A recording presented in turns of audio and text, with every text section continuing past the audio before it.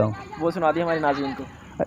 लख परदेसी होइए अपना मुल्क नहीं छड्डीदा, जिस मुल्क दा सीखाइए ओदा बुरा नहीं मंगीदा, लख परदेसी होइए। अस्सलाम वालेकुम, मैं हूं आपका मेज़बान उसामा सुल्तान और आप देख रहे हैं उसामा सुल्तान यूट्यूब चैनल।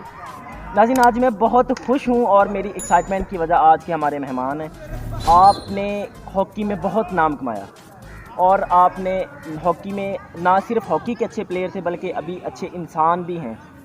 जी, मैं बात कर रहा हूँ इंटरनेशनल हॉकी के प्लेयर अख्तर टोनी साहब की, जो कि हमारे साथ मौजूद है और इनका तल्लुक़ तहसील गोजरा के एक गाँव 159 गाफबे से है।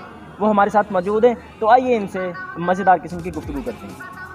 अस्सलाम वालेकुम। वालेकुम सलाम। सर, कैसे हैं आप? ठीक ठाक हैं? जी बिल्कुल ठीक ठाक, शुक्रिया। आपने हमें अपनी मसरूफियात में से कुछ वक्त दिया, मैं आपका मशकूर हूँ सर। नहीं उसामा भाई, आपका बड़ा शुक्रिया कि आप हमारे पास आए हैं, हम आपको वेलकम करते हैं। Thank you sir, thank you. बड़ी अच्छी किस्म की हमारी गुफ्तगू रहेगी इंशाल्लाह। सर, हमें ये बताएं कि हॉकी आजकल माशाल्लाह हॉकी का भी जो है ना वो रुझान कम हो रहा है, तो आप ये बताएं कि आपको हॉकी का शौक़ कैसे पैदा हुआ? मुझे हॉकी का दरअसल शौक़ जो है वो बचपन ही से था। जी जी। ये जिस जगह पे हम बैठे हैं यहाँ से मैंने हॉकी स्टार्ट की है। ये गवर्नमेंट हाई स्कूल है चक नंबर 160 गाबे का, लेकिन जो नज़दीकी हमारे गांव के पड़ता है, बहुत ही अच्छे ग्राउंड है अपना बिल्कुल बैक साइड पे। और मैं जहाँ पे जो मेहनत करता रहा हूँ, इसी बिल्डिंगों में इसी जगह पे मैं भागता रहा हूँ। और जो हमारा यहाँ के गांव की बहुत टीम अच्छी थी। जब हम छोटे थे, जब मैं प्राइमरी स्कूल में था, तब ही यहाँ का जो अपना ट्रेनर था हाई स्कूल का, वो वहाँ से मुझे हायर करके अपनी हाई स्कूल की टीम में जो वो खेलने के लेके जाता था स्कूल की तरफ से। माशाल्लाह, ठीक है।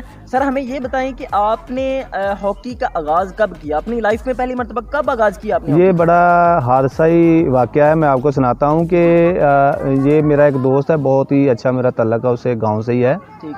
तो उससे मैंने रिक्वेस्ट की कि यार मुझे हॉकी का बहुत ज़्यादा शौक़ है। उस वक्त मेरी एज होगी कुछ 14-15 साल। सही। तो मैंने उसको कहा कि आपने मुझे गोजरा लेके जाना है। उस वक्त ये 96-97 की बात है, तो उस 6ठी क्लास में था मैं। तो उस वक्त हमारे जो मुंगी बंगला जो रोड है वो बहुत छोटा था। जी। आपको तो पता होगा। जी। ये बहुत छोटा था, तो तकरीबन 45 मिनट के बाद कोई एक बस आती थी जो मरीदवाला से गोजरा जाती थी। ये मुंगी बंगला रोड पे बात कर रहा हूँ। तो मैं अड्डे पे जाके बैठ जाता था कि 45 मिनट के बाद बस आनी है, ये लेट ना हो जाए।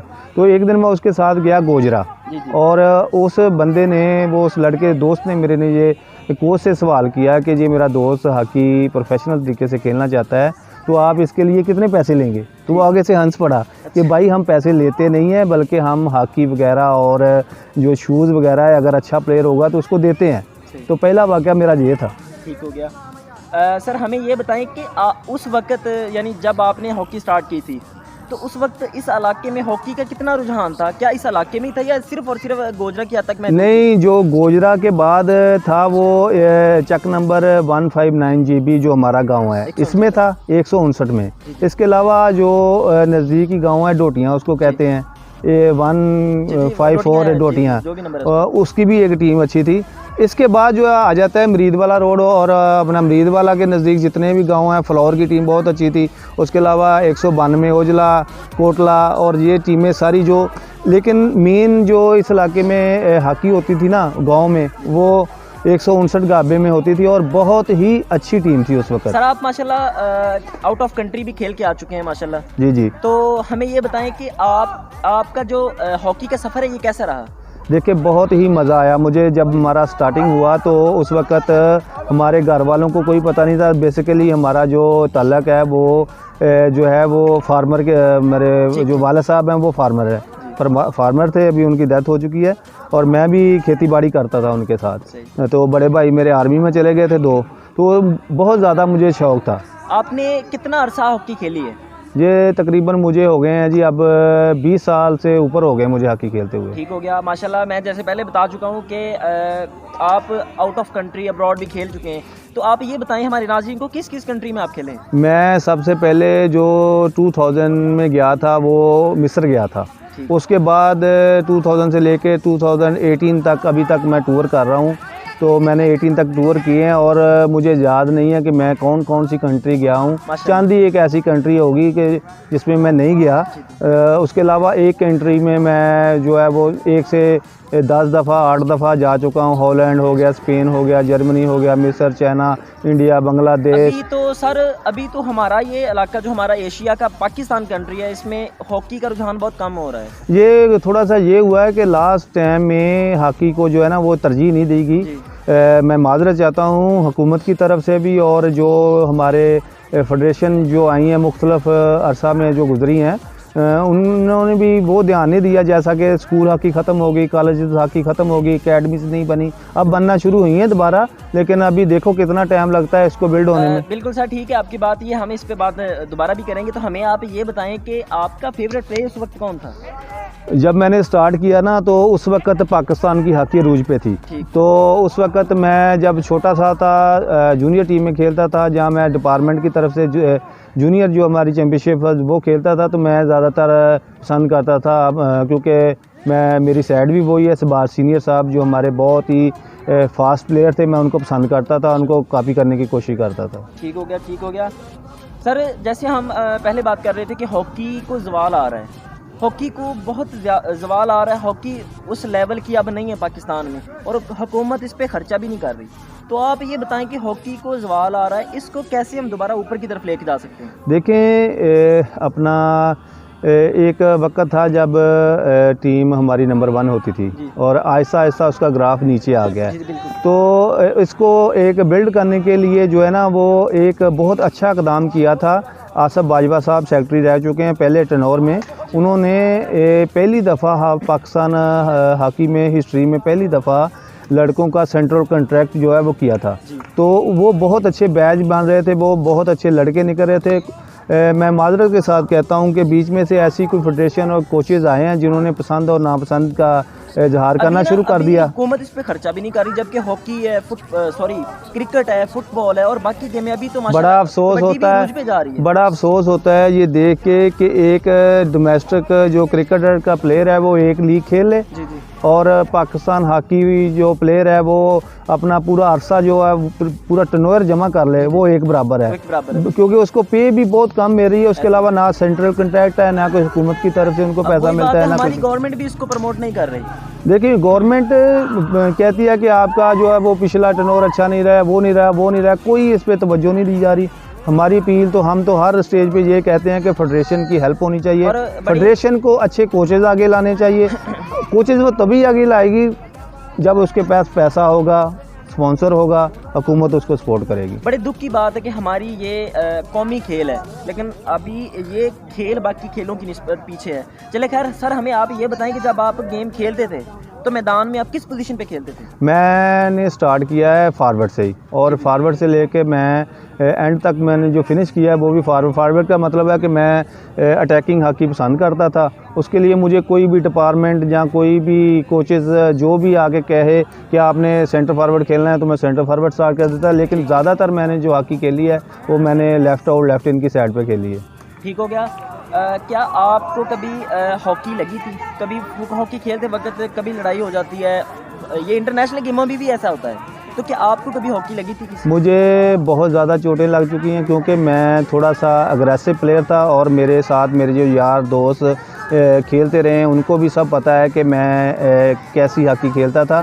तो किसी जगह पे गुस्सा भी आ जाता था, लेकिन अक्सर मेरे चोट वगैरह लगती रहती थी। ये मेरे चोट लगी है और लास्ट टाइम पे मेरा ये 2 हाथ टूट गया है, फ्रैक्चर हुआ है मेरा, सबको पता है। और लेकिन ये गेम का हिस्सा है, चोटें वगैरह लगती रहती हैं। सर, जब बंदा कॉलेज में पढ़ता हो, स्कूल में पढ़ता हो, यूनिवर्सिटी में पढ़ता हो, जब वापस चला जाता है तो अपने दोस्तों को मिस तो करता होगा, तो आप भी बहुत ज़्यादा मिसिंग कर रहे हैं। देखें, ये मेरे साथ ऐसा है कि मिसिंग के साथ साथ अफसोस भी बहुत होता है कि एक बंदे ने सारी ज़िंदगी जो बचपन से लेके वो जवानी तक हॉकी के लिए ज़ाया कर दी, हॉकी के लिए उसने वो उसको ज़ाया तो मैंने कह दिया कि उसको हॉकी को दे दी, हॉकी इन्वेस्ट किया अपने आप को, वही उसकी पढ़ाई, वही उसका कारोबार। क्योंकि पाकिस्तान एशिया लेवल पे यही होता है कि प्रोफेशनल आपने एक ही काम करना है, जहाँ आप पढ़ लें, जहाँ फिर खेल के साथ साथ थोड़ा बहुत पढ़ लें, जहाँ फिर प्रोफेशनल तरीके से खिलाड़ी बन जाएँ। हॉकी प्लेयरों का पाकिस्तान में यही है कि जो हॉकी खेलता है वो उसका प्रोफेशनल हॉकी है।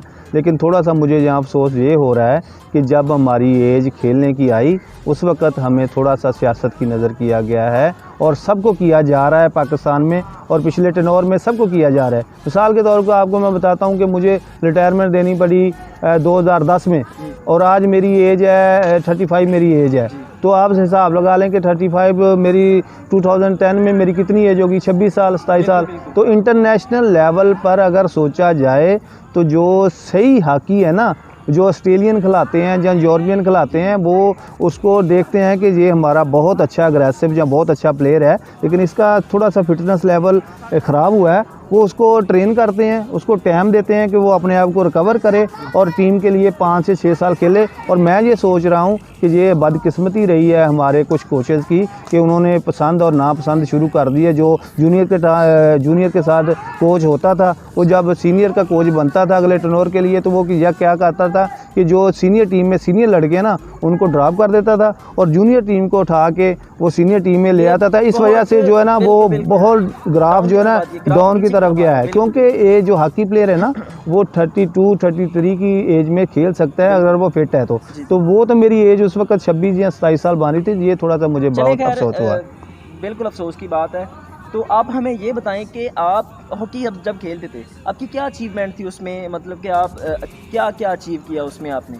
देखें, सबसे पहले तो ये बड़े ऑनर की बात होती है कि आपका इतना बड़ा मुल्क है और आप एक छोटे से गांव जो मुंगी बंगला के ऊपर एक गांव है, चक नंबर 159 गाबे गग्गोमाल जिसका नाम है, वहां से उठ के आप जाते हैं और आपके पीछे कोई सियासी सपोर्ट नहीं है, कोई चीज़ नहीं है। अपने अल्लाह ताला के करम और वालिदैन की दुआओं से आप जब पाकिस्तान नेशनल टीम में खेलते हैं तो यही सबसे बड़ी अचीवमेंट होती है। उसके अलावा हमारी जितनी कोशिश थी, हमने बहुत से अपना मेडल हासिल किए हैं, क्वालिफाइंग राउंड जीते हैं।